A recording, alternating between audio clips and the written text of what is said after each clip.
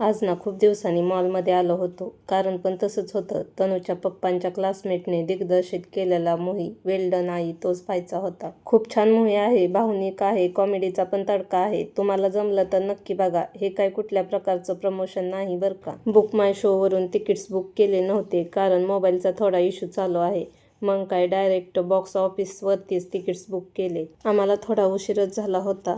आम्ही पोहोचलो होतो तेव्हा ऑलरेडी मूव्ही चालू झाला होता. तनुषला घेऊन आम्ही हा पहिलाच मूव्ही पाहत होतो. लहान असल्यामुळे एवढ्या दिवस काय त्याला सोबत आणता येत नव्हतं आणि त्यामुळे मलाही येता येत नव्हतं. आणि मॉलमध्ये जायचं म्हटल्यावर तनुष तर ना खूपच जास्त खुश होतो.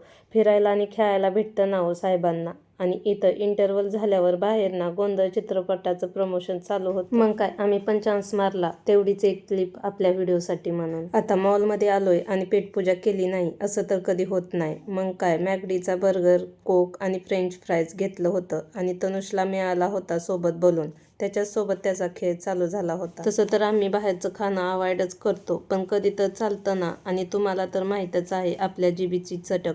ए दिल मांगे मोर सारखं आहे. समोर काही चटकदार दिसलं की मन काय राहत नाही. आता पेटपूजा झाली होती त्यामुळे थोडी एनर्जी आली होती. आमच्या दोघांचं काम तर झालं होतं, पण आमच्या छोट्या साहेबांचं अजून बाकी होतं. मग काय घुसलो ना प्ले झोनमध्ये छोट्या साहेबांना घेऊन. हे खेळायचंय ते खेळायचंय चालू झालं होतं त्याचं. आणि आपल्याला पण वाटतंच ना, आपल्याला नाही मिळालं पण आपल्या मुलांची हौसमौज पुरी करावी. त्यातून पण एक वेगळाच आनंद भेटतो ना. आणि आपलं मूल खुश तर आपण पण खुश. खेळून झाल्यावर आता त्याला गाडीत बसायचं होतं. लहान मुलांचा हट्ट तर तुम्हाला माहीतच आहे ना. मग काय 2 राऊंड झाले ना गाडीचे पण. समोर दिसलं झुडिओचं आउटलेट. मग काय माझे पाय थांबणार आहेत का सोबत एटीएम असताना. आणि हे बाप लोक रॅकेट दिसल्यावर थांबायला काय मागत नाहीत. इथंच दोघांचा खेळ चालू झाला होता. तरी रोज सकाळचं टेनिस खेळतात म्हणून बरं आहे. आम्ही सगळ्यांनीच मस्त एन्जॉय केली होती ही मॉलची ट्रिप. सगळं झाल्यावर निघालो परत आपुल्या घरा.